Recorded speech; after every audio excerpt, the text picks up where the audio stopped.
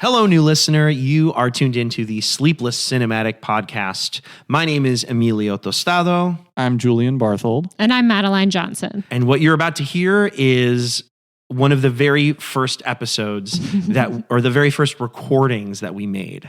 We kind of did this backwards. We decided to record first and then shoot first and ask questions later. Things evolved and we kind of got into a rhythm over time that kind of solidified into a future kind of theme. But we started just with chatting on mic for like an hour or two to just to see where it went. And in these early recordings, we just kind of spoke about our movies of choice casually. And eventually we figured out a cycle of different episode types to do from those initial conversations. And as our episodes are released gradually and they pile up, you'll start to see that cycle reveal itself a little more tangibly.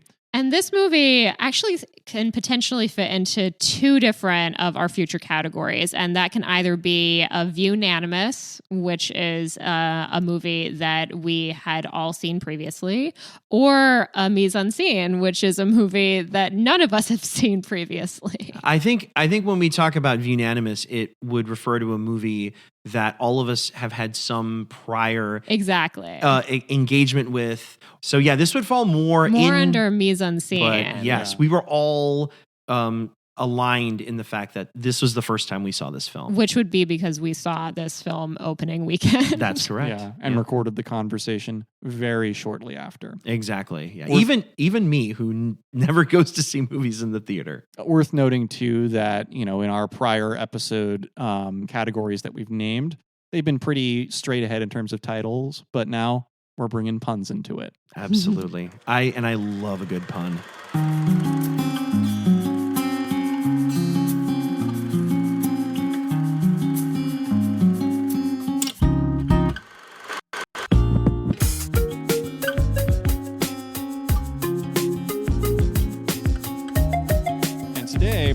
We are going to talk about Barbie. It being July 25th, 2023, the day that we're recording this. And for those who follow the release schedule of popular movies, you would know that this is immediately after the already historic Barbenheimer Day, July 21st, in which Barbie and Oppenheimer came out simultaneously in theaters. And this was, really hotly anticipated for months before it happened. I don't think all of us have seen both of them yet, but that's true. Yes. I'm the stick in the mud here. I think if I had the choice, I probably would have seen Oppenheimer first. However, I was working under time constraints. Mm-hmm. One movie was a little under 2 hours. The other one was about 3. So I went for brevity and watched Barbie. Yeah, Julian and I had both bought our tickets for Barbenheimer for both in a week in advance. Yes, and I bought mine 20 minutes before. Like at the box office. Basically at the box office, yes. On a lark, too. Fully ready for them to turn me away and be like, are you crazy? Are you nuts? Come on, exactly. There was somebody in front of me in line for Oppenheimer who was trying to get tickets, and he was like, well, they were out of tickets for the IMAX, and he was like, do you think I have to see it in IMAX? And she was like, yeah, I mean, it's made to be seen in IMAX. You've got to see it in IMAX. I definitely think that this moment in time, as you say, is bringing out the inner movie nerd. Yeah. Even in the most casual of film goer. Oh, yeah. But something I've been really excited about seeing both movies over the opening weekend is how many people probably for how many people this was probably their return to the theater. Mm-hmm. I think you've got a lot of people like the three of us who are huge film fans and we're anticipating this weekend. Right. And then you probably have a lot of people who haven't been to a theater. Yep. Like we talk about like Top Gun Maverick saved movie theaters or whatever, but I think this is like the next step of that. Yeah, it's already breaking records. It's the fourth most successful opening weekend of all time in a story that I read a few days ago. And I mean, I think it's just a very interesting combination of movies. And obviously, we're only going to talk about one of them today.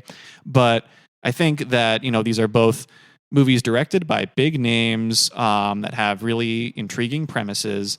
And other than the release date, I might not have really paired these movies in any way. Definitely not. They're a very weird double feature. But in hindsight, I kind of feel like, without spoiling anything, at least about Oppenheimer, because spoiler alert, we're going to be saying a lot about Barbie, but I feel sort of like Oppenheimer is a showcase of the antagonistic patriarchy, which is the opposite of what we see in Barbie.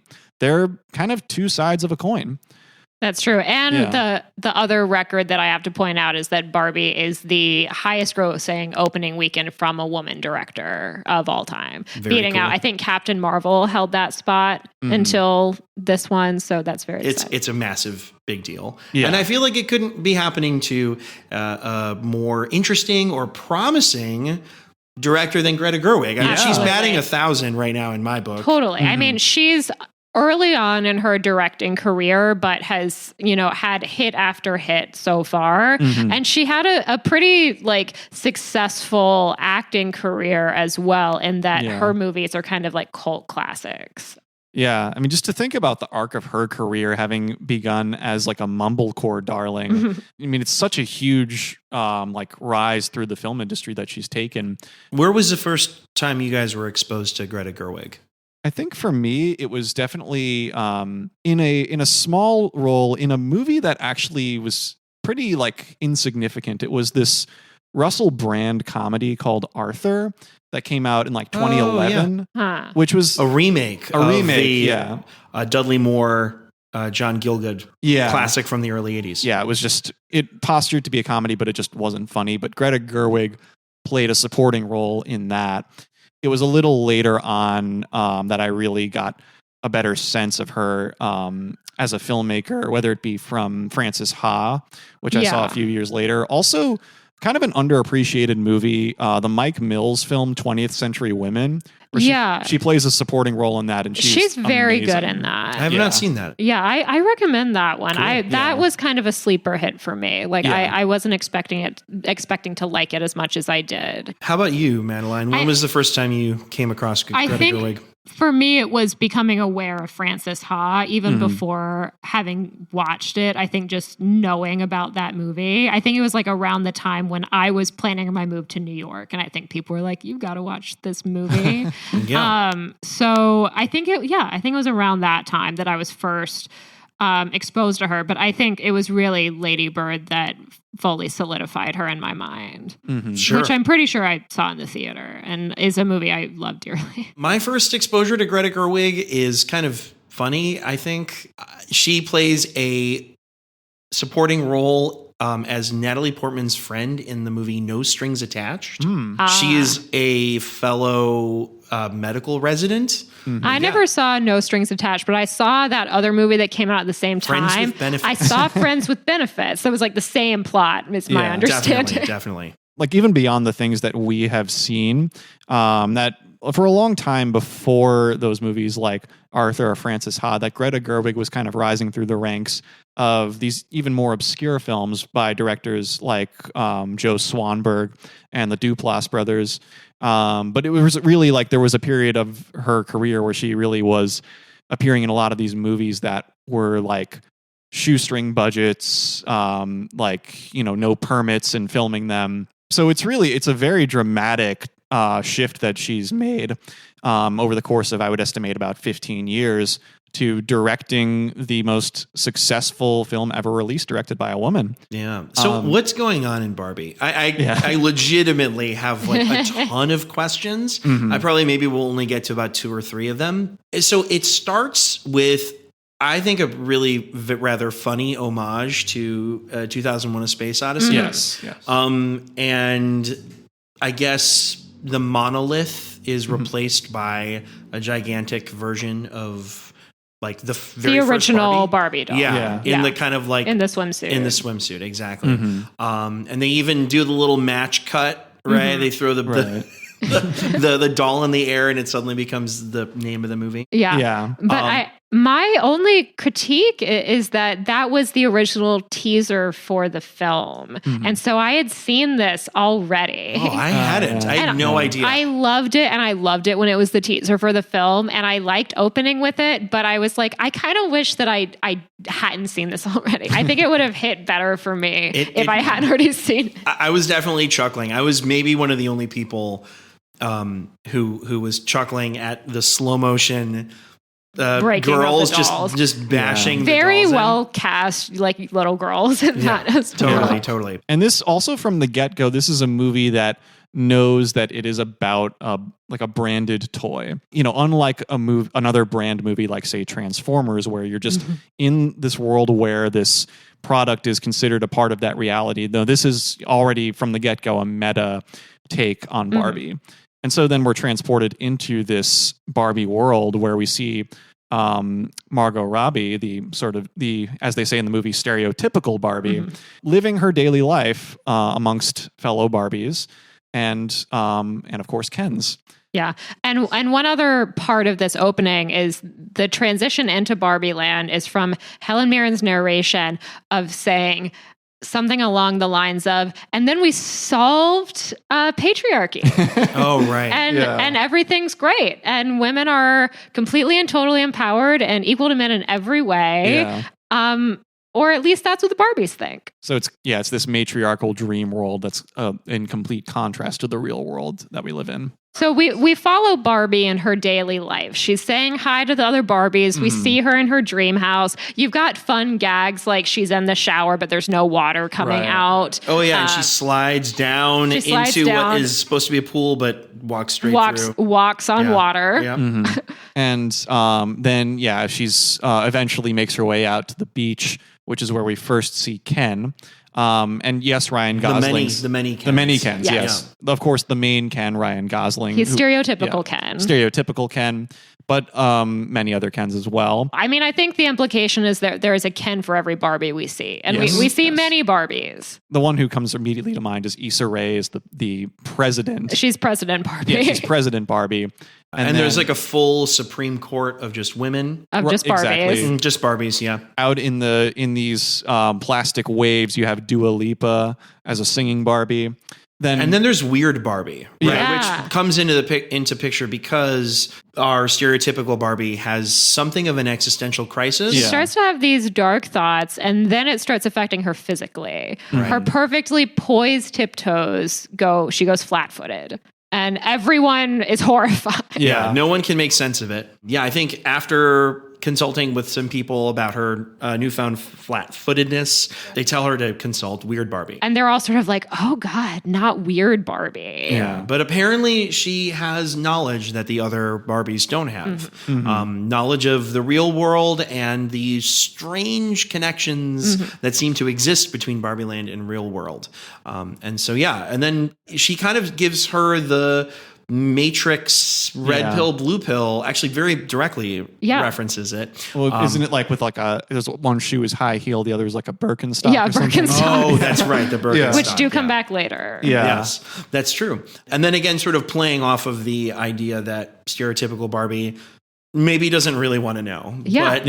But she's like, I just want my life back. Yes, I just want to be back on tiptoes. And so she begrudgingly says okay, but she wants her old life back, so she goes. And then stereotypical Ken follows her along. And they traverse all kinds of strange things. They take a rocket. They travel by sea. I don't even remember the other assortment of there's like a camper. Means of transportation. But the camper is great. The camper. Yeah, it's a great sort of like artificial set sequence, makes you think of Wes Anderson or someone like that. Yeah. And then she eventually makes her way to the real world. Rollerblading into Venice Beach. Yeah, right. And then, the world is not as friendly to her as she's used to. Because when they leave Barbie Land, when she's talking to the other Barbies, they're encouraging her, like, everyone's going to love you. Everyone's going to give you a hug because you saved them. You must be their hero. Like, because they are still under the impression that the real world is just like their world. And so when she arrives in Venice Beach and she and Ken are skating along and she's immediately being catcalled and she's like, why are all these men looking at me? And Ken's like, why are these men looking at me? And it's a very different take, because Ken's like, I feel like they're looking at me with like a lot of appreciation with no undertone of violence. Right. And she's like, I feel an undertone of violence. Mm-hmm. Yeah. Yeah. And I think that's where the real kind of issues that this movie, I think, tries to juggle start to really come to the forefront. I think Greta Gerwig does a great job in this scene of setting that all up. As you say, like, that is the theme of the rest of the movie. And we see it all laid out in this, like, in 15 seconds of this scene. We see everywhere it's going to go. Yeah. I mean, not everywhere. I was going to say not everywhere, because I guess I'm going to start jumping into a couple of my questions here. So, Weird Barbie says that there is some sort of plastic doll counterpart in the real world to the stereotypical Barbie in Barbie Land. Mm-hmm. And that in order to sort of get to the bottom of her existential dread, she has to find this person and then figure out what's going on there. Mm-hmm. I'm just curious, though. There's only one stereotypical Barbie in Barbie Land. But there's so many. in general. The real world. Like the overwhelming majority of Barbies that we see are stereotypical. So Barbie. I'm a little bit, I mean, I'm not expecting for like airtight logic here, but I was a little bit curious about that. I was like, what's going on there? And eventually we kind of find out that there is an owner played by America Ferrera? America Ferrera. Thank you. I've never actually said that name out loud. But you're like, you got it. Yeah, there we go. Thank you. That played by her, and there's like a generational aspect to the presence of the Barbie, the stereotypical Barbie in her life. Because she has a daughter who is like 12. She's a tween. Yeah, she's a tween, but she's like a super dark, cynical, jaded tween. I was like kind of confused by that there is only one person in the real world who has a stereotypical Barbie. That can't be the case. I think that this is one of those situations where if you think too hard, the logic falls apart pretty quickly, because I can't imagine we see all of Barbie Land, but we certainly don't see the number of like Barbie dolls that we have in the real world. Like not every Barbie doll, plastic doll, has an analog in Barbie Land that we know of, unless there is much of Barbie Land that we do not see. And there are also many Barbies, and I think this is the correct decision, that there are many Barbies that look nothing like Barbies that are ever actually created. You don't get a lot of Barbies that look like Issa Rae. You don't get a lot of Barbies that look like Sharon Rooney, who is the plus size Barbie. I don't know what her like Barbie is. They're just sort of like presented. There's a trans Barbie. Played by Hari Neff, I believe. Played by Hari Neff. These women, Barbie too. Yes. Well, that's Midge. That's Midge. Yes. Oh yeah. They make a very who is Emerald Fennell. Yeah. Interesting casting choice too. Yeah, and she's like gated off. Like she sort of gets waved to on the way to the beach, but like you stay over there. Yeah, absolutely. I might need to watch the movie again to remember the exact order of events here, but loosely around this time, word gets to Mattel headquarters that Barbie has appeared in the real world. Well, the FBI called. Yeah. And I'm so curious about the FBI division that deals with like the escaped. Yeah, and that toys. Apparently it happened before. Yeah. There was a previous... It was Skipper. Yeah, and then this Mattel sort of boardroom is seen on screen, and Will Ferrell is the CEO. And I actually thought that was an interesting and pretty intentional choice, because I was thinking a lot about Elf while watching this movie. A lot of similarities to Elf. You have this naive character coming from kind of a fantastical world, entering the real world and getting kind of a wake-up call. Exactly. So I thought that maybe the Will Ferrell presence, apart from just, him being right for the part, was an intentional homage to that. And perhaps. He's very funny in this. I actually really enjoy. I think every line of his hit for me. I thought he was great. Going very over the top, but they're going for that. Yeah. Everybody in that boardroom is kind of a doofus. Yeah. And I think that's the scientific term, right? Doofus? Doofus, yes. Yeah. Basically, everything that comes out of his mouth feels very magnanimous, and he's super out of touch. He's actually one of the ways that we start to understand, I think, the way that from a corporate standpoint, Barbie is still very much a presence that's fraught with a lot of controversy in the real world. And just as a side note for fans of the Coen brothers, it's hard not to think about the Hudsucker Proxy while watching those boardroom scenes. Absolutely, yes. Even in how they're kind of filmed from low angles. Right. Yeah. Right. But yeah, and so yeah, Will Ferrell provides this point of corporate contrast, and just even that alone, for this to be a movie about a major brand that really is taking this critical look at itself. I mean, I think it says a lot about the state of film and just of content in general in 2023 that happens. I think it also says a lot about the state of Mattel, because I think rather famously, they have been losing money hand over fist for the last decade or so. And I know that their involvement shepherding this movie or being a pretty entrenched part of the production of this is an attempt to restore some relevancy and to just get more eyeballs and more interest back in Barbie IP. Yeah. So, and I know that, their new CEO is not really a toy guy. He's an entertainment guy. And so they're really trying to take this as an opportunity. It really is a launching pad for a totally new direction for Mattel. Yeah. And so like they are, making fun of themselves, I think, a lot, or have allowed, I think, the movie to take this sort of stance. But they're definitely laughing all the way to the bank. Totally. Like, I think Margot Robbie has been quoted as saying, like, when she first read the script, she was like, Mattel's never going to let us make this movie. Yeah.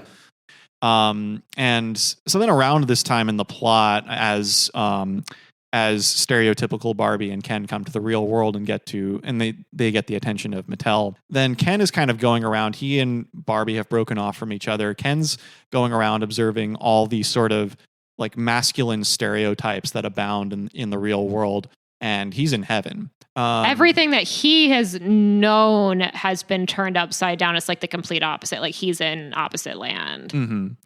And then around the same time, stereotypical Barbie is making her way. I forget exactly how she figures out how to do this, but she's making her way to that preteen who, possesses the physical doll. She seems to just like sit on a bench and like think really hard. Yeah. And then she has a vision. She is feeling. That's another question I had. She's feeling. That's the thing is she's like tapping in to some ether that is allowing her to actually access the memories and experiences of the person who actually possesses her in the real world.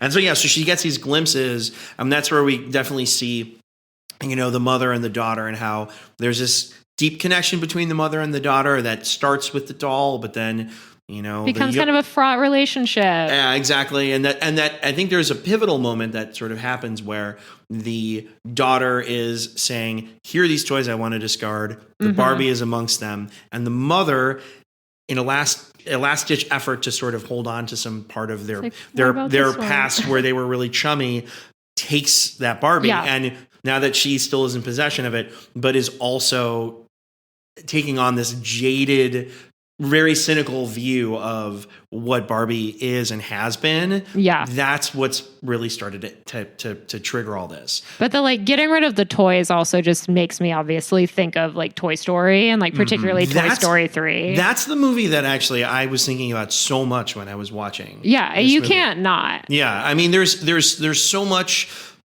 existential dread that even starts happening in the very first Toy Story. I mean, the whole idea of Woody being replaced by Buzz, and that his whole feeling of self-worth and purpose just comes from whether there's a boy that will play with him. Particularly with Woody is more self-aware than Buzz. Absolutely. And I think Buzz is more of how our Barbies are at the beginning of the movie. Yeah, that's a really good comparison there. Yeah, but I think there's a lot going on there in terms of the way that toys are imbued with a lot of humanity and a lot of potential to feel very deeply and end up feeling a lot of pain. And I know that that's what starts happening with Barbie. She has that encounter with the tween at the lunch table, and I think kind of has like an Oscar moment right there. Yeah. Oh yeah, it's a great moment. And the scene is set up by like, she goes to the school where the tween attends. She goes to the cafeteria, and this other girl comes up and is like, "What are you doing?" Which, by the way, this was my boyfriend's favorite person in the whole movie. He was like, that little girl was great. She was the funniest scene in the whole movie. She's a bit of a gatekeeper to the lunch room or lunch area. She's like the lunchroom security guard. Totally. And she's like, you can't talk to Sasha. No, self-appointed one. Sasha will rip you apart. And Barbie responds to this is like, everybody loves me. I'm stereotypical Barbie. Yeah. Someone can't not love me. Like she's never encountered someone who doesn't look up to her as a hero. Yeah. And then so stereotypical Barbie walks up to this table where Sasha and her friends are eating lunch, and she introduces herself. And funny enough, these preteens, they don't really seem so like thrown off by the fact that this doll has come to life. They're kind of just like, okay, you're here. And then Sasha launches into this whole rant about why stereotypical Barbie is emblematic of all the things that, or so many things that she hates. And that, you know, she's kind of like a tool of the patriarchy.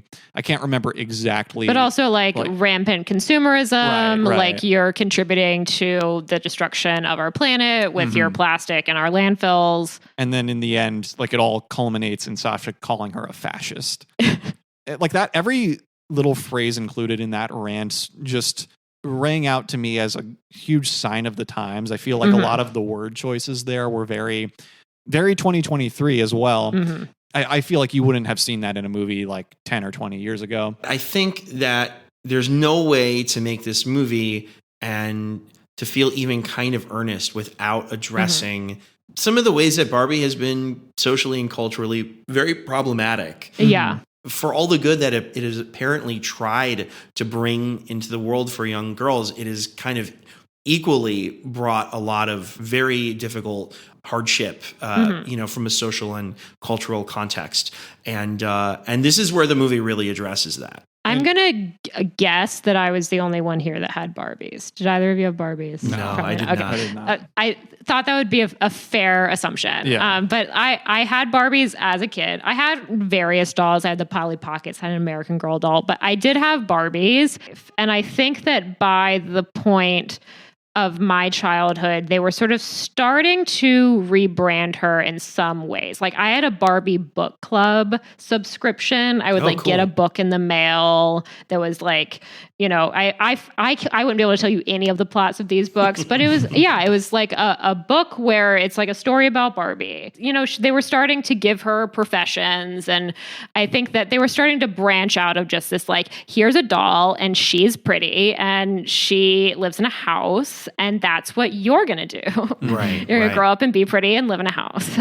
The idea of Barbie is a sweeping generalization that is not going to take into account any number of factors that actual women in the real world have to deal with in order to achieve the kind of success that the Barbies in Barbie Land are kind of granted by birthright. Exactly. They're born into being Nobel Prize winners. Right. Yeah. Totally. Yeah. It seems very easy for them.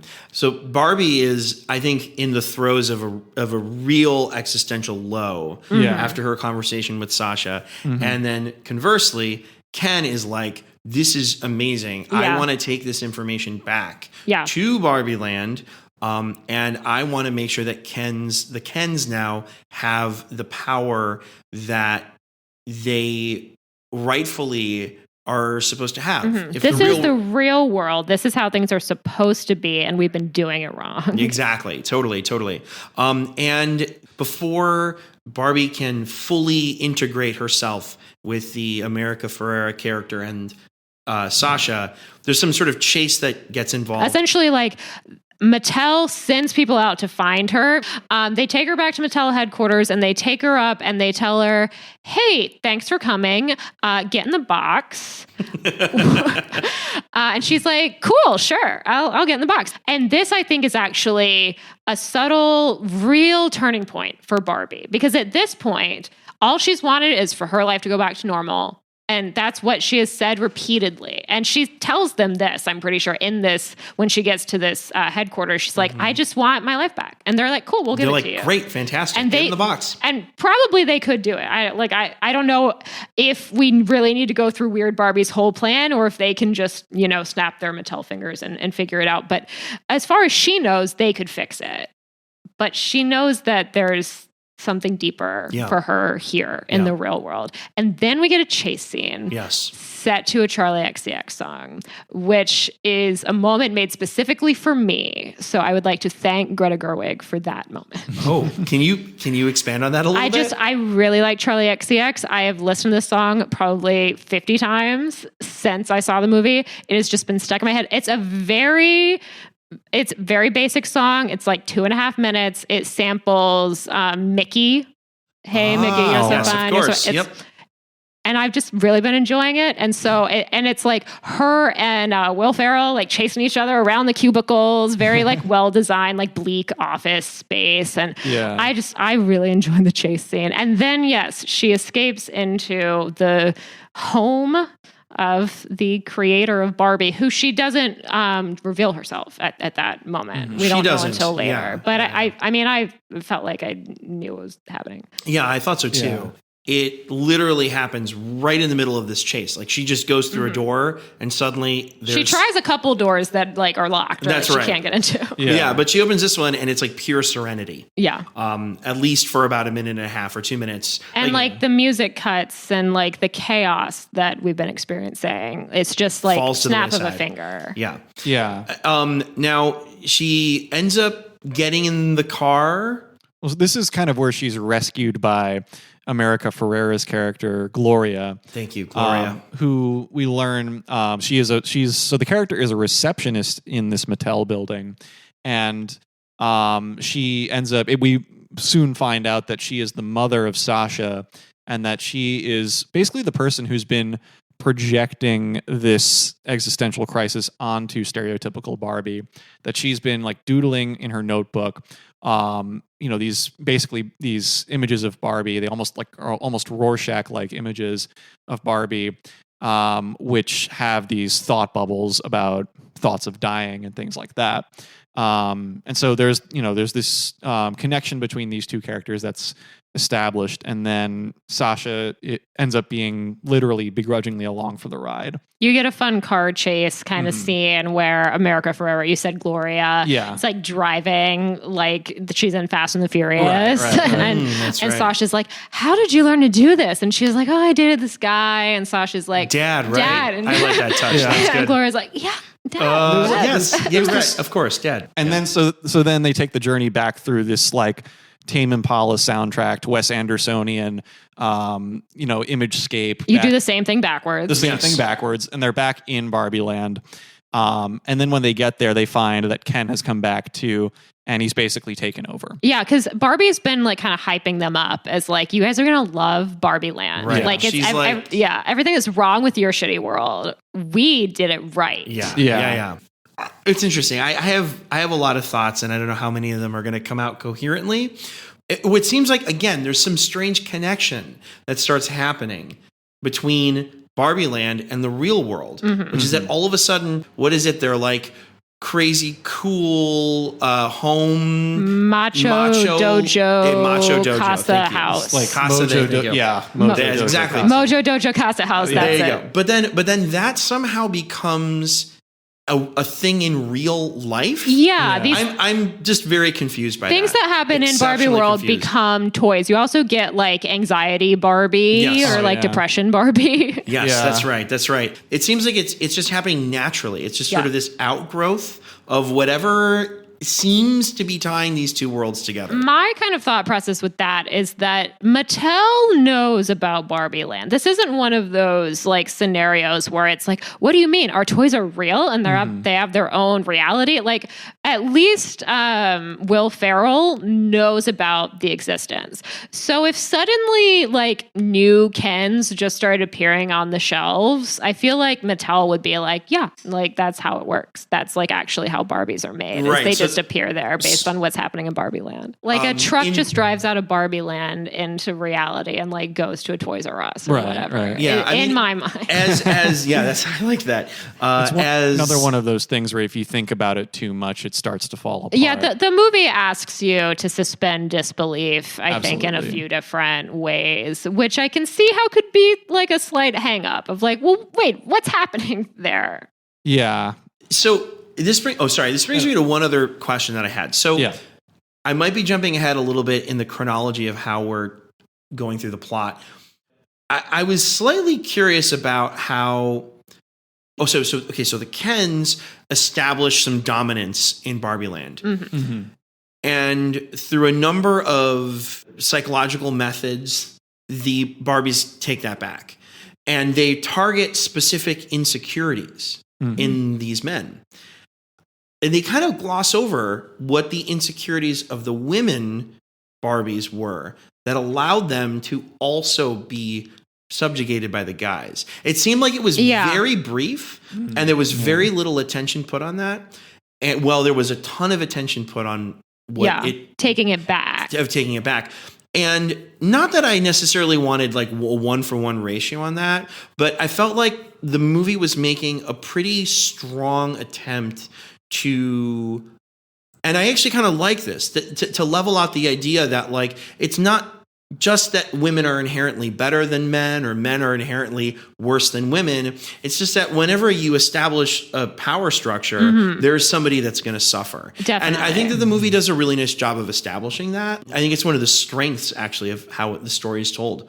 I would wish they would have gone a little further into that. I actually agree with you on this because when we first get back to Barbie Land and the Kens have taken over and all the Barbies have been brainwashed, which is not a word that we get until later. Yeah. It's just that suddenly we see the Barbies and they're all like doting on their Kens and like serving them beer. But like, how did that happen? Yeah, and that like actually I had a moment of like that kind of pissed me off. I'm like, what's wrong with the Barbies? What like, and the one-off line you get from Gloria is like, oh, it's like smallpox. Like they didn't have any defenses against it.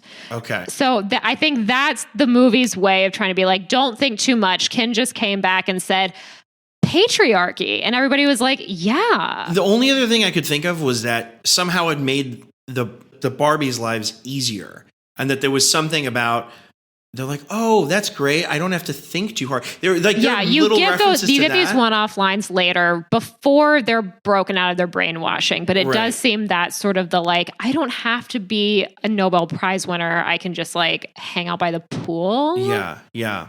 That for me, I think, is what brought this down from a 5-star movie for me. I think up until that point, I was like, I am so in on all of this. And I still really enjoyed this movie. Oh, same. But I think it was that moment in particular where I sort of started to sour on it a little bit. Yeah. It's as though, I mean, even though we have this Issa Rae Barbie kind of categorized specifically as President Barbie, it's as though the Margot Robbie Barbie and Ryan Gosling Ken really are the de facto leaders of their separate spheres of this world, and that the well-being of this entire society rises and falls on them.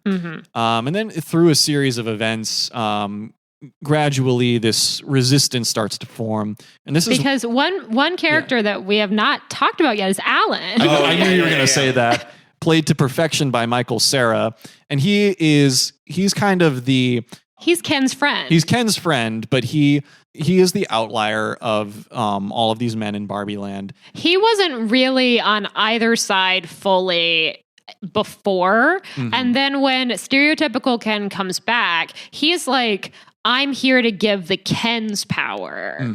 He's not necessarily like all the men, because all the men are Kens except Alan. Yeah. And true. And he's like, there's only one of him. Yeah. And so he's the defector. And then he ends up coming into cahoots initially just with Gloria and Sasha. Because Barbie has given up at this point. She's like, I had what I wanted here, and then I went to the real world, and that was messed up, and now I'm back here, and this is messed up too. Like, there's no hope. I'm done. Exactly. Yeah. It gets pretty dark. Relevant side note to Alan coming into the story, actually, About a month ago, I was at BAM in Brooklyn seeing a movie, and I saw Michael Cera in person on the concession line there. And, he was just minding his own business going to see some movie that was there. And then about 5 minutes later, I walked into the theater and the trailer for Barbie played, and there he is as Alan, just, moments after I saw him. And I'm just kind of like, you can't make this stuff up. That's pretty wild. I had my own Michael Cera sighting when I was a freshman at NYU many moons ago. He was filming right outside of the Brittany dorm, which is like around 10th, 11th, and Broadway. And he was surprisingly just sitting in the back of a truck that was just open. Oh, wow. And I was as close to him as I am to you, which is probably, for people who are listening, probably maybe about 4 or 5 feet. Yeah. Okay. So I got literally as close to him in that moment, and I made eye contact with him and he made eye contact with me. And we had one of those weird standoff moments where he knew that I recognized him. Yeah. And I said, "Oh, I know who you are." And he just kind of put his hand up and waved. But I think he was filming Nick and Nora's Infinite Playlist. That's a movie I saw in the theater. But that's my Michael Cera story. But yeah, what were we talking about? About Alan. Thank you. Yeah. And so Alan comes in and he allies with the Barbies as they come together. I think they all convene in Weird Barbie's house, which we haven't even really talked about the set design in this movie yet, which is for all the scenes that occur in Barbie Land, it's really incredibly designed sets that are just the right blend of cartoonish, but also kind of hyper real. Yeah, and it's practical sets. It's like there's, I think, very minimal CGI in Barbie Land. Yeah, and I heard, I saw a news story recently that supposedly because of the making of these sets, there came to be a shortage of pink paint. I saw this, but I also saw them say that part of this had to do with supply chain issues that seemed unrelated. Sounds about right. It seems to be lining up with the times. Yeah. Maybe there was a gigantic vat of pink paint on the Ever Given. Yeah, I agree with you. Really, really cool set design. Really super vibrant. I had read that, I think particularly with the Dream House, everything is shrunk down. I think it was very specific. They said, I think 23%. Don't quote me on that, but it was something like that, like is shrunk down from sort of your standard human-sized house. Same thing with her car, where she originally drives away. Like it's a little too small. Maybe a Michael Jordan fan? 23%? That's awfully specific. Sorry. But then, so all the Barbies are starting to put together this resistance, and this is when they go through that list of insecurities that the Kens have in order to take advantage of them. And this I thought was a very funny sequence of the movie when they're saying sit with one Ken while he's watching The Godfather and ask him to explain it. Yeah, tell him you've never seen it, and then ask him to talk through the whole movie. I did like that point. Yeah, the idea of the boyfriend who can't shut up about movies. Maybe that was also something that hit a little hard for me. Maybe I've been this guy. I felt like it put maybe a little bit too reflective of a mirror up to me. I'm not sure. And so then there's this montage of all these different ways that they're going to distract the Kens in order to win back their power in Barbie Land.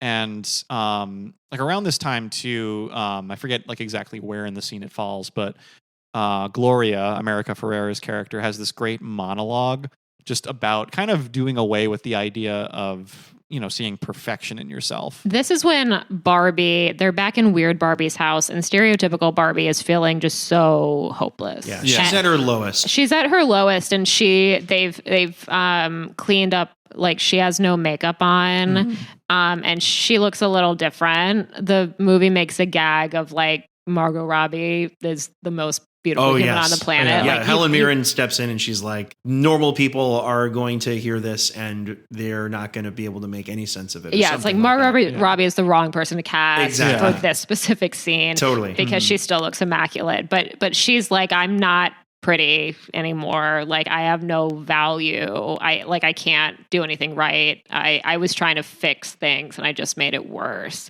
And at this point, I think that is what inspires the monologue that you're referring to. And I mean, I can't quote it word for word, but I thought that was a really powerful moment of the movie too. And it is, Totally. I mean, it's all feminism 101, which has been kind of like a critique from some people of the movie, is like, this is so basic. Well, but I don't have a problem with that. It's very on the nose, I think, is what it is, which is not necessarily a bad thing. I just think it's one of those things that it kind of stops the movie. Mm-hmm. So much of what works, I think, in this movie is how breezy and propulsive it really feels. Like it's just really zipping through things. And it's a moment like that really kind of grinds it to a halt. Not in a bad way, but in a way to just be like, this movie is about something. We're more contemplative now. Yeah. But then as they're rescuing the other Barbies, because this snaps the Barbies and Weird Barbie's house out of it, is this monologue, which is essentially like, the society tells us there's no right way to be a woman, and you just have to be yourself. Yeah. And their strategy for unbrainwashing the other Barbies is to essentially do this monologue again. But I actually really enjoy that they spin it. They don't do it. She doesn't just recite it again. She adds new facets to it whenever she meets with another Barbie. Very, very cleverly done, and also zippy. I think that's the thing for me that was like, I think it picks up at that point. It picks up in a big way, and it not necessarily. I'm wondering if you could have still had a lot of the message without the big moment, but with all the little moments after. Yeah. Which again, I'm splitting hairs a little bit here because I had a great time watching this movie. Mm-hmm. I'm just curious. I don't know. Yeah, but for a movie that is appealing to such a large audience, though, to have that kind of on the nose sort of aspect makes sense in that way. I also just feel, and this is just maybe me being a real fuddy-duddy, I tend to appreciate when a movie, for lack of a better term, shows more than it tells. It's true. That monologue was a very tell moment. Whereas the one by one, they get her in the back of the truck and they go, so you see that, so maybe you should think about that. That's way more of a show moment for the film. Again, I'm splitting hairs. It's delivered really well. I think the message is a very powerful one, and it's very well written. So yeah, I think it services a lot of the kind of modern moviegoer to have a moment like that where the movie can, like I said, kind of grind to a halt, but still just be like, okay, we're picking it right back up. Yeah. And I think that part of the reason maybe why they felt this moment was necessary is because of what we've talked about with Barbie is your problematic fave. Like, she represents,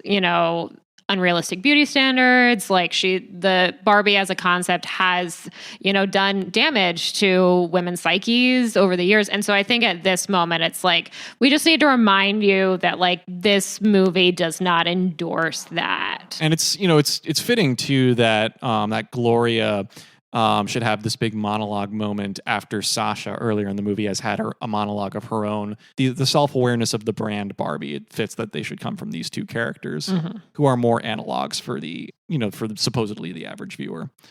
And then at this point, like in the plot, the third act really comes into full swing, and we're seeing this sort of showdown shaping up between the Barbies and the Kens. Yeah, the Kens are planning to rewrite the Barbie Land Constitution. I don't know exactly what the original Barbie Land Constitution included. Yeah, I'm not sure what the new version is going to change, other than they're going to kind of solidify this patriarchal system that they have adopted. Right. And they have to vote on this. So the Kens they're planning to vote the next day. There's a lot of democracy that is sort of. There's a president. But Court. like it seems like for as simple thinking as sometimes these characters are, there's a lot of that's just imprinted in their identities. Yeah, they're just ready, to have caucuses and they talk about like cabinet positions. There's cabinet positions, an electoral college for all we know. And in 2023, having this in the story as on the nose as it is, it does hit close to home. Yeah. So the Kens are going to vote, and at this point, all the Barbies have been unbrainwashed, and they're congregating in Weird Barbie's house. All the Barbies, Weird Barbie, Alan, and some various discontinued Barbies, like the one with the TV and her back, which I do remember existing because she's a camera. Like the front is a camera, and the back is your viewfinder. Oh, okay. Mm-hmm. I didn't own one of these, but I do remember them existing. Did you own the one that had expanding breasts as a girl? No. I don't remember any specific Barbies other than I had like a 1999 like kind of new millennia Barbie that I was not allowed to open. It was a gift from my uncle. I was born in 92, so I assume this was Christmas of 99, so I was 7. And so I received this Barbie and I proceed to attempt to open it. And they're like, no, you can't open it. And I'm like, I'm 7. Yeah. And this is a Barbie. How are you supposed to operate Yeah. if you can't open this toy that's right in front of you? Yeah, exactly. They're like, no, this is a collector's item. You saved this. Oh, even worse. I thought you were going to wait until like, the clock struck 12 at midnight. No, this was like, I was never allowed to open this. It is still in the box in my parents' closet. Wow. It is not worth any more than my uncle paid for it. I have looked it up. Wow. That's a real bummer. Not even with the Barbie bump that's happening now. Maybe I haven't checked in the last week. Okay. So maybe it's gone up in value, but I remember being really bummed out and like did not understand as a 7-year-old collector Barbie. And still not understanding it now. You went through all that trouble, all of the pain of not being able to open a gift for collecting what? Dust in a closet. That's such a shame. Maybe it's time to open it now. Yeah, I was like, well, it's certainly now is the peak price it will ever be. Yeah, it's not going to be worth it any higher. Yeah, exactly. Well, I'm sorry about that. That sounds pretty brutal.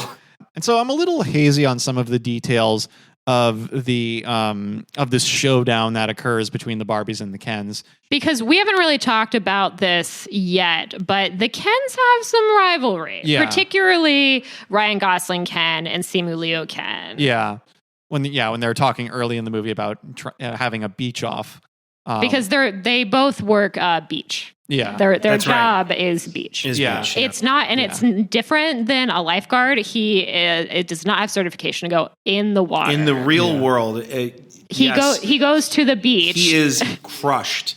Can't even beach here. Yeah, he can't even do it. The one place he felt comfortable. And so then this basically this dance off happens between. Well, before the dance off, we have the Barbies have decided. Anyway. The Barbies have decided that step one of their plan is to go to the Kens and essentially pit them against each other, so that they're distracted and forget to vote, as you do. Right. And their plan with this, I don't know if this is just sort of how it works out, but the way that this gets set up is that Barbie goes to Ken's house and, sort of like flatters him a little bit. And he says that she'll be his like low commitment, long distance girlfriend. Yeah, something like that. Yeah. And he says, "Can I play guitar at you?" Which I wanted to have this conversation because we are guitar. Yeah, this is very important. I don't have a great recollection of how many hands we saw, but I'll say this. Ryan Gosling actually playing the guitar. I noticed that as well. He maybe played some basic guitar, knew his open chords, or maybe learned for this scene. But it seemed like pretty comfortable. He with was the guitar. Playing the correct chords. Yes. Yeah. I cannot say the same for Kingsley Ben-Adir. Yeah. Poor guy. One of the unfortunate. Was he the one that's drumming? No, he wasn't drumming. They show him very prominently holding and strumming, and his hands are nowhere near the correct position. The other thing that's interesting too is apparently in Barbie Land they know about tuning their guitars down a half step because "Push" by Matchbox 20 is actually played in G flat. Interesting. Yes, and they were all ready. They did the original key. Yeah, totally. They must have chromatic tuners there. Yeah. No, none of this guitar tune-up. No, they don't have the guitar tune-up app. No. They're all working with some pretty good stuff. So yeah, I thought so as well. Ryan Gosling gets high marks for me. Kingsley Ben-Adir, I'm very sorry. But sorry, man. Yeah, I mean, apropos of Ryan Gosling, I mean, he did play all that piano in La La Land as well. So it is in character for him as an actor to actually learn the instrument. And he's got a good voice. Like, I enjoy his singing. Even though in this it's more comedic than anything else, I think it's very effective. Sure. Yeah. I think I was going to say too about Ryan Gosling that for this role, I mean, this is definitely one of his more kind of vivacious roles that I've seen him in. And I think that even though Ken is kind of meant to be a vapid character, and Ryan Gosling's not really performing vapidly in this case, I think he's one of the few actors that can do vapid really well. He's a himbo in this. He does himbo very well. It reminds me of Chris Hemsworth in Ghostbusters Answer the Call. I think he also plays a very effective himbo in that movie. And then after this dance-off occurs, which does effectively distract the Kens, this is where I'm a little bit hazy about some of the plot details, but I believe this is where I think the Barbies managed to successfully rewrite the Constitution, or bring it back. They go vote, and something happens where they get control of it, and President Barbie is like, "Who's in favor of something?" I don't remember what she says. Who's in favor of keeping the Constitution the way it was? Yeah. Things go back to normal. Yeah, and they find a way to do it. There's a great moment too where Issa Rae as President Barbie. I mean, she. You can tell in the scene that she's just straight up saying motherfucker right there. But then they bleep it with the Barbie Mattel logo. The Mattel logo appears over her mouth as she says the latter part of that word. Yeah, for sure. That was another great little touch, reflecting the self-awareness of the movie. I think for my theater, that got the biggest laugh. Yeah, it did get a great laugh. It's worth noting too that just Barbie being rated PG-13, I think that's saying something. I think this could easily have been a PG movie. I kind of expected it to be a PG-13 movie. I feel like maybe this would not have done as well. I feel like if it had gotten a PG rating, more people would have gone into it thinking this is a kid's movie. I would agree. I mean, it's true. To me, this movie is so not a kid's movie. Oh yeah. It visually absolutely can be digested by kids, but I don't know that it can be fully appreciated. What it's trying to get at is definitely PG-13 type of content. So, and then basically at this point, order is restored in Barbie Land, and there's kind of this honesty moment that occurs between stereotypical Barbie and stereotypical Ken, where they I guess it's like a heart-to-heart sort of moment where, again, I couldn't quote Ken directly, but he's kind of just talking about his more modest desires at the root of all of this. Right. Expressing his fear that when things are going back to normal, that he's not going to have purpose. Because he has treated her in ways that she treated him at the beginning of the movie, which, and even if you're on Barbie's, kind of side, she's the hero of the movie, you are kind of like, oh, that was kind of mean. Yeah. So I kind of felt that way too. And I don't think the movie was trying at all to sidestep that. Yeah, I think it's trying to say. Yeah, it's like it sets this up early on as she doesn't really like him, and she's kind of rude to him and treats him badly. Yeah. But then when he does it to her, he's like, that didn't feel good, did it? Yeah, at least that was my read on it. The movie is trying to make a greater point about just power, and I agree with that, and power dynamics. That there isn't something inherent about women that makes the outcome of patriarchy impossible. It really just comes down to who has power and what are they willing to do with it. Yeah, and what will they do to what keep will they it? do exactly? Yeah. Which I thought was actually kind of nifty. But to your point, you are left with the feeling of the seeds of his frustration. I think everyone can understand. So. Yeah, we're reaching now in our summary of the plot, basically the end of the movie, though not the absolute end. At this point, order is, back to theoretically normal, where, it's a female-led rule, but you think it's not going to have quite the absolution that it had earlier on in the movie. You start to see, a rapprochement between the Barbies and the Kens, where they're trying to find more if not completely level, something a little more level. Definitely not completely level. Yeah. I forget which of the Kens asks Issa Rae, President Barbie, for a spot on the Supreme Court, and she's like, I can't do that. I think it's Simu Liu. Who does it. But or how about, whatever, Secretary of Agriculture. I forget what she says. Yeah. But yeah, it's like baby steps. And I obviously that's, a direct analog to our reality of like when women first entered government, it was one step at a time. Yeah. And then around this point where, there's this big sort of, reckoning happening with pretty much all the characters in the movie. As this is all occurring, then this sort of ghost, the creator of the original Barbie, she comes back and is, talking about her own, honest sense of self, and all the things, all the knowledge of idealism, I guess, that went into creating the first Barbie. It becomes a conversation about self-acceptance, and if you two have any points to add to that, feel free. I asked you guys before we started recording if you guys had seen Heaven Can Wait. Have you guys seen that movie? I have not. The Warren Beatty, the 1978 version? I've not gotten to that. It's been on my list So there is for a while. a very, very clear visual comp between that in very white environment that Ruth Handler and the stereotypical Barbie are in, and the waiting room for heaven in Heaven Can Wait. To me, when I was watching that, I was like, wait a minute. So stereotypical Barbie is in some way dead. And she has talked about she's having thoughts of death. But what I'm wondering is she dead in Barbie Land because she realizes that it's not enough, it's not good enough to be stereotypical Barbie anymore. The Barbies have evolved to have purpose, and her as the prototypical Barbie no longer has a place there. That's what that read was. When she's in that room and it's kind of cloudy, that is 100% Heaven Can Wait. Yeah. There's no doubt in my mind that was what that's referencing. I definitely see that take, and I could see that being the intention.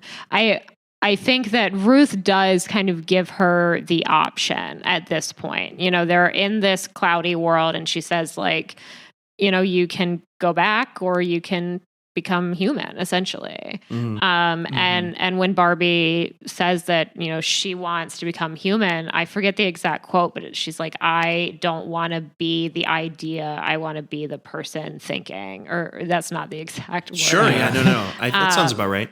Ruth is very much like, you need to understand that, being human comes with a whole different set of problems, and you've only experienced the surface of those. And, an idea can't die, and humans die. Well, it made me sort of think that was kind of the direction the movie was going in, which is that the idea of a stereotypical Barbie should be dead. Should be dead. Yeah. Well, also, as this scene is happening, too, one of the great soundtrack moments of the movie occurs when Billie Eilish is playing. I forget the name of the song. Very touching. Yeah. I was feeling the feels of that moment. I really liked it. I hadn't listened to any of the soundtrack before watching the movie, but I knew the names of a lot of people who were involved. And I was like, as the songs played, I was trying to identify them. And after a few moments, I was like, oh, that's Billie. That's Billie, all right. Yeah, I mean, the song I just looked up is called What Was I Made For? Yes. Yeah. The lyrics are a little on the nose, but what they do very creatively is they've got some version of it where they really just loop the piano cadence, which is a very simple cadence. It effectively pulls you into that state of self-reflection, of some chapter of my life has ended and a new one is beginning. Definitely works to set that tone. Yeah. I got to say, the last line of this movie put a huge smile on my face. Me too. Totally. I thought it was really great. Yeah. I did not totally see it coming, but definitely, because when you get a jump in time ahead, and you see Gloria and Sasha dropping her off somewhere, and you don't know where they are, and you see her step out of the car in her pink Birkenstock. Right.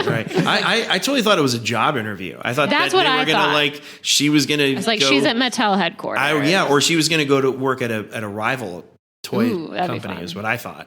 It was going to be, I don't know, like Tycho or something. Yeah. The moment before she says that last line, you know it's going to be something good, but I couldn't really see it coming. Yeah. It's one of the best closing lines I've seen in a movie probably ever. Yeah, it's a classic. Like, Yeah. I think it will become a classic closing line. I mean, while it is innately a spoiler as a line, I think it will, like when you see like those AFI compilations of like 100 years, 100 lines, I think it will go up there someday. Totally. And then the credits roll. Yeah. I don't know. I mostly covered all the things that I was thinking about. The big thing that I really want to talk about still, and this is actually a rather appropriate topic to get into as we have completed the plot summary of the movie, is, you know, just its status as an event movie. Yeah. That this is like the way that people flock to the theaters to see this and Oppenheimer is truly impressive. And, you know, we went through some of the statistics at the start of this. You know, especially post-COVID, but in general in this day and age, you rarely see people so eager to see it, like, you know, forget 2 movies, even just one, like on the day it comes out, and for it to be like not like an MCU movie, but, you know, this really, you know, refreshing take on a tried and true intellectual property. I think it's saying a lot. But just like it's very heartening to see, like, in this day and age, like I imagine something similar will be true for both of you. In the theater where I went to see it, a great deal of that audience was dressed in pink. For me as well, I dressed in pink, and most of my theater was pink. And I walked from the subway to the AMC at the same time as a woman with a pink furry cowboy hat, which I'm like, well, yes, if you own that, you have to wear it. Totally. Yeah. When else do you get to wear it?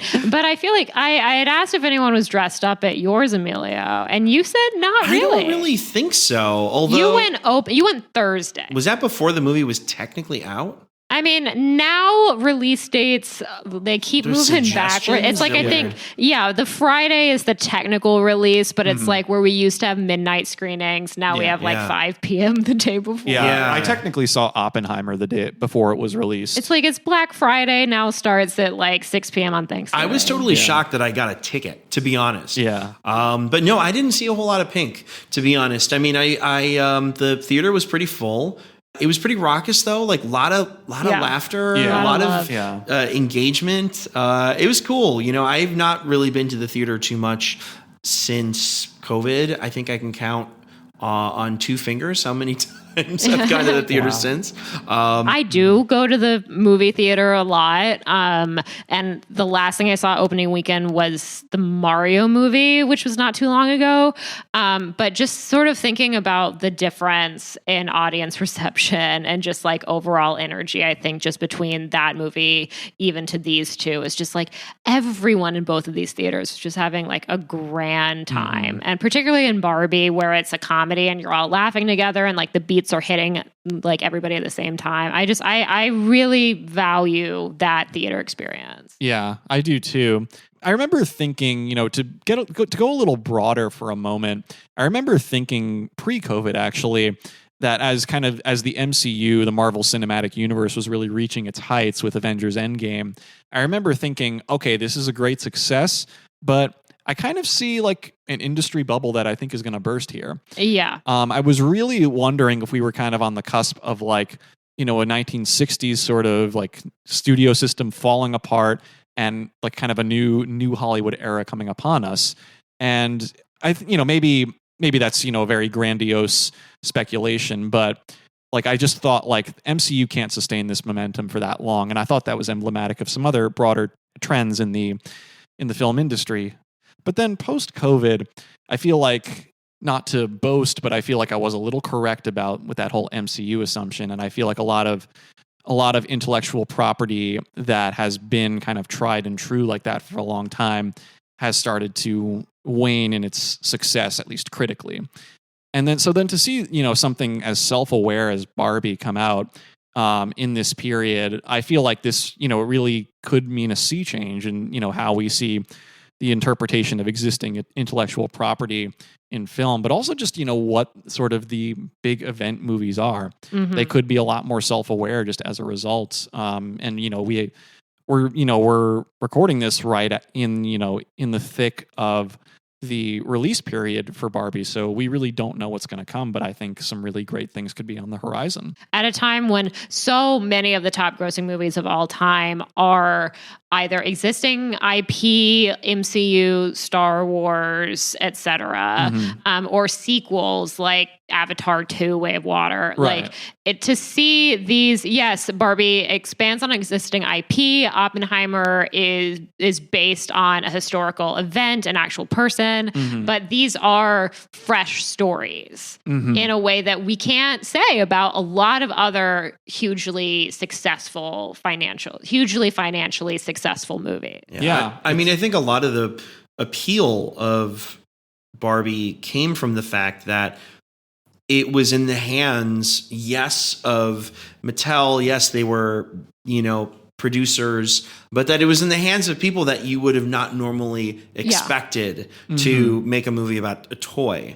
And so I think they kind of delivered in a pretty big way. Oh, yeah. Greta Gerwig in particular, but I know that Noah Baumbach also had a hand in writing the script and whatnot. And it is going for stuff. It is really going for stuff.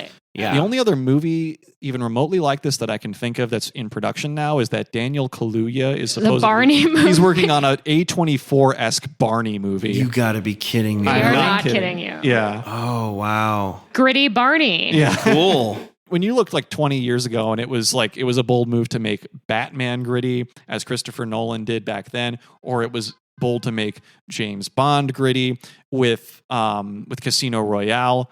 What does it say about us now that now we want Barney to be gritty? Yeah, exactly. I'll tell you what, man. I think a movie that deserves some serious critical reappreciation is Death to Smoochie. Never Tell heard me of you it. guys have seen this movie. So I haven't seen this, but I am familiar with it. I keep thinking about it as I hear about this Barney movie. That is the OG gritty Barney movie right there. Yeah. I highly recommend spending some time with Death to Smoochie. The last thing that I just wanted to throw out is that after seeing Barbie, I was inspired to rewatch the classic Simpsons episode Lisa versus Malibu Stacy. Oh, yeah. I'm not a Simpsons person. You guys take it away. I remember the name, hearing it now, but it has to have been like more than 10 years since I saw that. Yeah, I mean, essentially the main plot of this episode is Lisa is a Malibu Stacy fan, but they release a talking Malibu Stacy who says like very misogynistic things like thinking too much gives you wrinkles and don't ask me, I'm just a girl. And Lisa takes it upon herself like this is sexist. Like I don't like this toy like represents something that I don't agree with and it's sending messages to young girls that are not healthy and that are perpetuating stereotypes. And so she like goes and finds the creator of Malibu Stacy, who's been like, ousted years ago, she's definitely a Ruth Handler stand-in in many ways. She's, they allude to her tax evasion and stuff like that. So they create a new doll, a Lisa Lionheart. And she's got they use all of these real world analogs for like inspirations for her, and they're like, and the down-to-earth good looks of Eleanor Roosevelt. Nice. Something like that. So I highly recommend revisiting or visiting for the first time that episode. I think it lines up very nicely with the Barbie movie. Yeah. Nice, yeah. Have I told you guys my thing about The Simpsons? I don't think so. Okay. So as a young person, I think The Simpsons were very popular. They were becoming kind of a cultural phenomenon.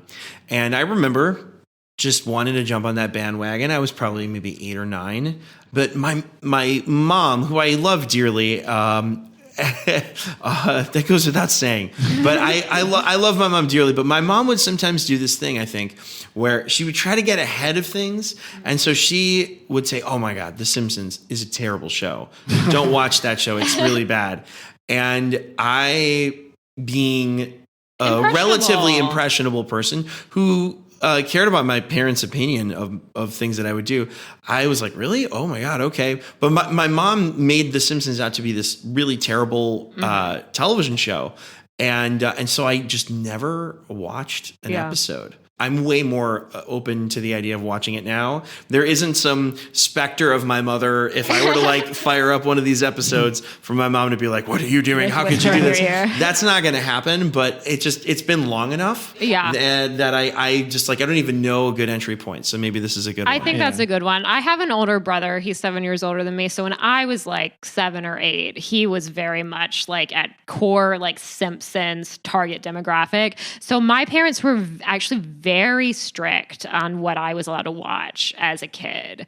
But for some reason, this did not occur to them to police. I wasn't allowed to watch PG-13 movies until I turned 13. Yeah. But I was allowed to watch The Simpsons with my older brother for some reason. There we go. Which was cool. Although sometimes it's like the younger kid kind of gets away with stuff.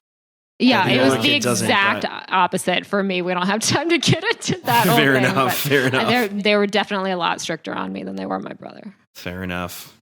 Well, guys, this has been good. I don't even know if I want to rate Barbie on a scale of 1 to 10 necessarily, but I think my sort of exit survey would put it pretty high. I'm going to say like around like an 8.5. Yeah. I really enjoyed it. I'm looking forward to seeing it again at some point. It went for a lot of stuff. It landed a bunch of things. Didn't totally land the plane on everything, in my personal opinion. I still have those moments where I'm like, oh man, the suspension of disbelief. Yeah. I hate to go a little too far, but we've talked in the past about big swings. This movie is a candy-coated big swing, and it's cool. I really appreciate it. I'm glad I saw it. And it's not the big swing that you would get from like, more of a strictly art house filmmaker like Aronofsky or Ari Aster or someone like that. This really is, a once art housey director taking that big swing for the whole film going world to see. As far as like where I would rate it, I think it's in like the 9.5 area for me, where there's maybe a few things that, a few points where disbelief is hard to suspend, but overall, I think, it's a really fun and profound movie to watch that I think is going to be very, very influential. Totally. I think I'm probably also around an 8.5. I gave this 4 stars on Letterboxd. So I multiply that by 2, and I get 8. So I'm going to go with that. But yeah, I don't really necessarily have any specifics of like what I feel like I was fully missing from this movie that I really enjoyed and would definitely watch again and highly recommend. But I think for me, we talked a little bit about like her return to Barbie Land, and I wanted, I think, a little bit more of like, what happened Me too. to these Barbies who had so much power. Yeah. How quickly it all seemed to erode. Melt away. But this has been great, guys. Thank you. Great. Agreed. Yeah. Thank you so much.